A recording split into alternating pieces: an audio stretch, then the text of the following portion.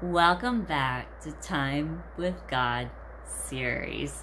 Joyce Meyer's Everyday Life Bible Journey for Busy Moms. I'm WendyMichelle Thompson, and we've been in Genesis, and we are starting on chapter 16. Now Sarai, Abram's wife, had borne him no children. She had an Egyptian maid whose name was Hagar. And Sarai said to Abram, "See here, the Lord has restrained me from bearing children. I am asking you to have intercourse with my maid. It may be that I can obtain children by her." And Abram listened to and heeded to what Sarai said. Ooh. How many women out there are like, no way. Now God had promised, remember? He had promised, but still years had gone by and still no children. But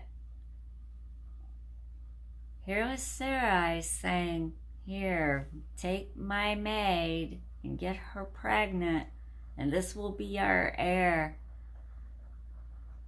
Oh, we do some crazy, nutty stuff that is just gonna come back to haunt us and make things so much worse by putting things into our own hands. God does not always give us an answer. Sometimes it's yes. But even if it's yes, we don't know how long it's going to be before that yes comes to completion.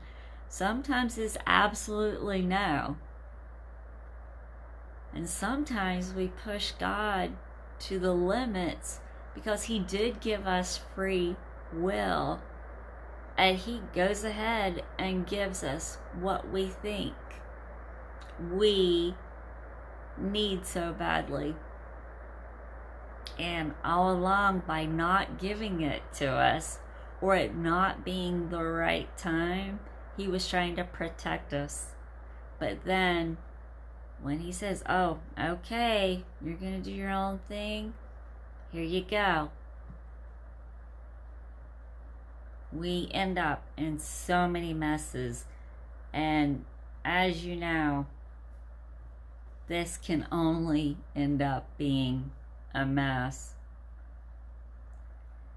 So Sarai, Abram's wife, took Hagar, her Egyptian maid, after Abram had dwelt 10 years in the land of Canaan, and gave her to her husband Abram to be his secondary wife. And he had intercourse with Hagar, and she became pregnant. And when she saw that she was with child, she looked with contempt upon her mistress and despised her. Verse 5. Then Sarai said to Abram, "May the responsibility for my wrong and deprivation of rights be upon you. I gave my maid into your bosom, and when she saw that she was with child, I was contemptible and despised in her eyes. May the Lord be the judge between you and me." And you may hear the pouring down rain. It is pouring outside. Verse 6. But Abram said to Sarai, "See here, your maid is in your hands and power. Do as you please with her." And when Sarai dealt severely with her, humbling and afflicting her, she Hagar fled from her.